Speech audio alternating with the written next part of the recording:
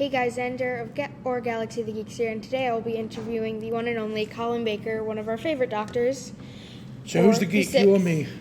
Are we both geeks? Depends what you think. It's a double geek situation, there you go. So I'm going to ask you a quick couple of questions, and then we will... Wrestle. Then we'll wrestle, yeah? Fine with me. Okay. So, first, is it hard to believe that it's been about 30 years since you've played the Doctor for the first time? It is kind of hard to believe in one way, but I've packed in so much since then that it clearly is true because the numbers don't lie. And it was 1983 when I started, and the last time I was in Minneapolis was 1986, I think. And here I am 29 years later. Now, you're probably only about 35, aren't you? So you miss most of it. Does it worry you being a 35-year-old dwarf? Not much. Not much. I mean, you consider me as 10. 10. I'll think of you as 10 then. How's that? Yeah. Okay, and so did you enjoy being on Doctor Who? I loved it. I had a great time. For 3 years, it was like being given the keys to the kingdom. Or the key to the TARDIS. Oh, the key to the TARDIS as well. And inside that TARDIS is a kingdom. And I got to work with some of the best actors in British television, and I had a ball. I had a great time. But my job is a great job anyway. And most of the time, the job is great to fabulous, and this made it double fabulous. From your point of view, what are some of the things that may have improved or worsened with Doctor Who since the relaunch 10 years ago compared to 1984? What has improved is the ability to film stuff that would have taken weeks to do when I was doing it. Because now with the press of a button and technology, you can have 1,000 Daleks streaming out the sky. To do that in my day, they would have had to have one bloke with one Dalek filming him 1,000 times and then put it together. It just wasn't possible to do. And the only reason Daleks didn't levitate before was because it was too darn difficult to do it. As soon as the capability of doing stuff with computers came along, then Doctor Who changed forever. And I think now it looks fabulous. It really does. We did as much as we could in our day. It was state of the art then, what we were doing. But the art has moved on, and they can do an awful lot more now. The things I don't like as much is this new thing of doctors kissing girls. That is not Doctor Who. Doctor Who is not a romantic programme. We don't want this Billy Piper and David Tennant. David Tennant, that's I can never remember his name. That Billy Piper and David Tennant kissing everywhere. Do you like it? No, of course you don't. Not really. No, you're my kind of guy. It's an adventure story. It's not a romantic story. And going off and living on another planet with, well, I mean, who wouldn't want to go and live on another planet with Billy Piper? But could we leave that off the television, please?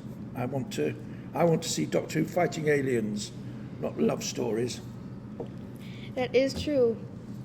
What are some of your favorite parts in being the Five-ish Doctors reboot for the 50th anniversary? Oh, that was just a joy to do because Sylvester and Peter are great friends of mine, and it was clear that we weren't going to be used in any real way in the anniversary programme. So Peter, who is a very clever filmmaker, decided he would make his own film about that. And he explained it to us, and we went, yes, we'd like to do that. And so did Paul. We tried to get Tom. That's what made it Five-ish, because Tom, for whatever reason, decided it wasn't for him. But the end result was Peter put together a very good script, and I just loved doing it.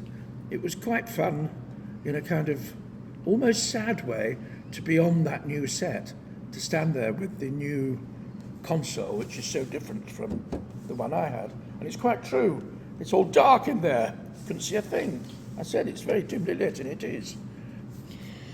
So, you have some big Finnish audio adventures coming out in the near future. Can you share any details on Crisscross, starring you and Miranda Rayson, or the special release, The Sixth Doctor, the last adventure?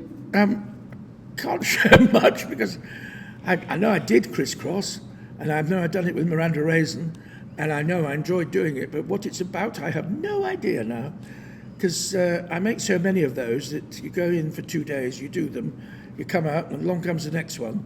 And until I get the CD in a little brown envelope in my letterbox and open it and put it into the CD player on my car, I've completely forgotten what the story's about, which is quite good, because it means, like you, I enjoy the story. But I can tell you that Miranda Raisin is a brilliant companion. She's 1940s army girl who's very sensible and whose husband is missing in action. And there's a very interesting story there, which I can't tell you any more about. Okay. And as for the regeneration story, again, they will chop my legs off and bury me in the garden if I tell you anything about that. But what I can tell you is that it's a very, very good end to the story of the Sixth Doctor. And it's one that fits in perfectly with what we already know about the Sixth Doctor up to that point and the regeneration into Sylvester McHobbit, whatever his name is. McCoy, that's the word, yes. It fits in perfectly, but it is completely unexpected. And it's quite different from what you might think. You recently acted in Star Trek Continues, the Star Trek web series. What can you tell viewers about your character and that experience? Well, as it is now up on the web, it's just been put up on the internet this very weekend, so it is available for everyone. I can tell you that it's called The White Iris. It's about a planet where I am the leader of a planet which is under attack from its neighbour, and the Confederate, what's it called? Confederation? The Star Trek lot?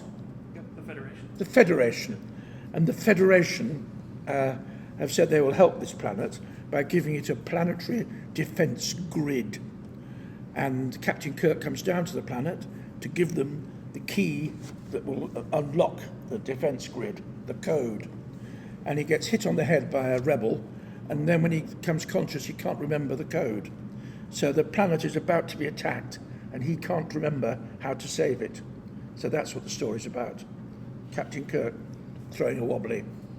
Ooh. And I get more and more agitated because my planet is about to be destroyed. He's lucky you didn't whack him on the head. He's very lucky I didn't whack him on the head because I'm bigger than him. Thank you for your time and all the great episodes and audio adventures. It has been really great talking to you. That's really all we have to say. Xander, you're a cracker. A good interview, I like that. You're very good. You're good at this job. But David Letterman's gone, isn't he? I think you could take over. Ooh.